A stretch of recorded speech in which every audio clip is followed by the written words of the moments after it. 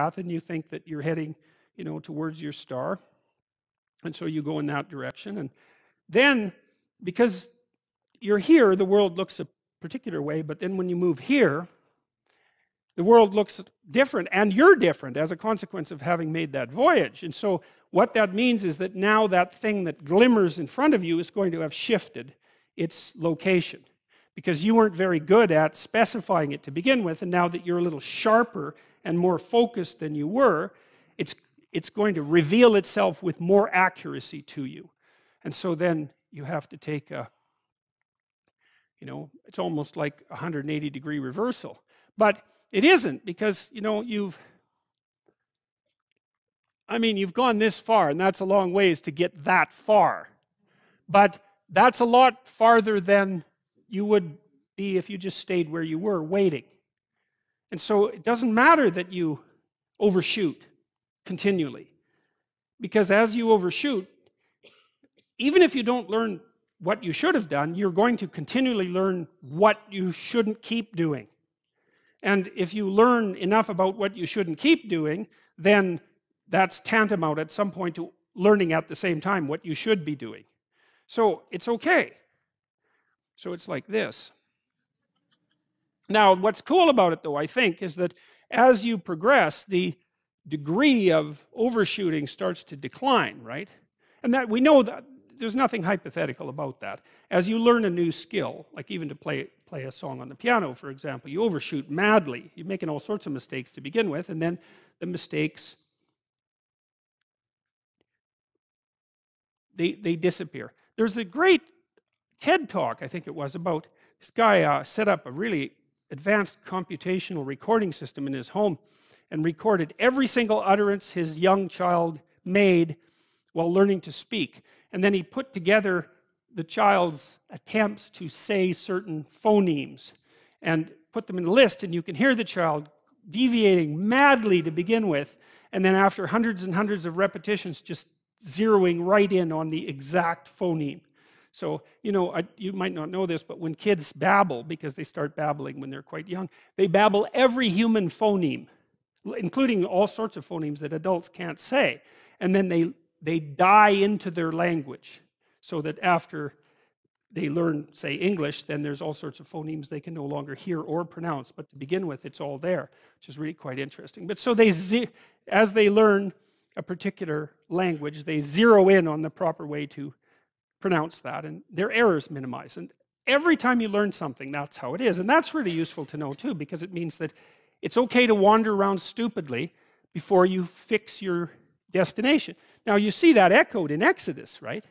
Because what happens is that the Egyptians, or the Hebrews, escape a tyranny, which is kind of whatever you do personally and psychologically when you escape from your previous set of stupidly held and ignorant and stubborn axioms.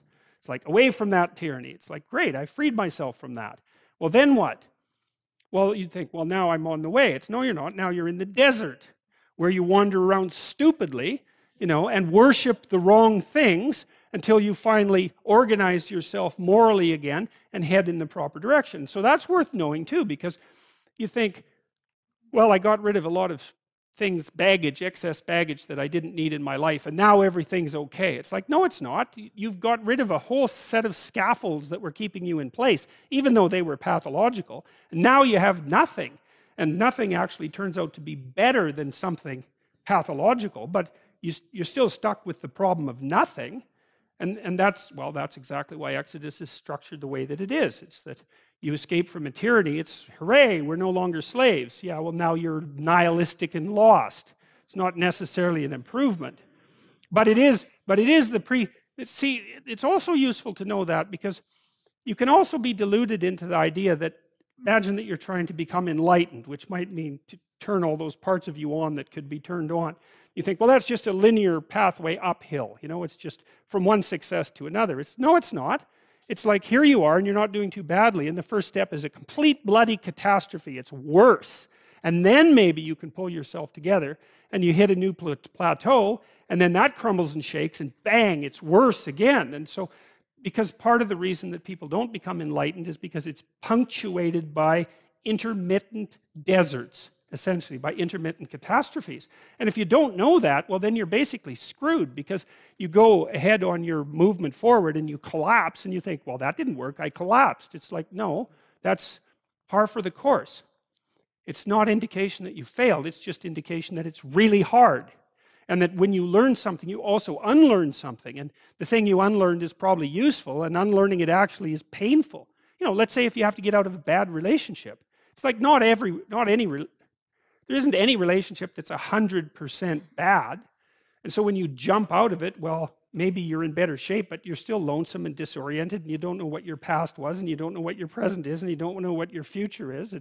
That's why people stay with the devil they know instead of, you know, looking for the devil they don't know. So anyways, the fact that you're full of faults doesn't mean you have to stop. And thank God for that. That's a really useful thing. And the fact that you're full of faults doesn't mean that you can't learn. And so you can posit an ideal, and you're going to be wrong about it, but it doesn't matter, because what you're right about is positing the ideal and moving towards it. If the actual ideal isn't conceptualized perfectly, well, first, surprise, surprise, because like, what are you going to do that's perfect? So it doesn't matter that it's imperfect. It just matters that you do it and that you move forward. So that's really positive news as far as I'm concerned, because you can actually do that, right? You can do it badly. Anyone can do that. So that's useful. Okay, so like if you were an efficient person, you would have just done that. But you're not. But who cares? You know, you still end up in the same place. And maybe the trip is even more interesting. Who knows? Probably too interesting.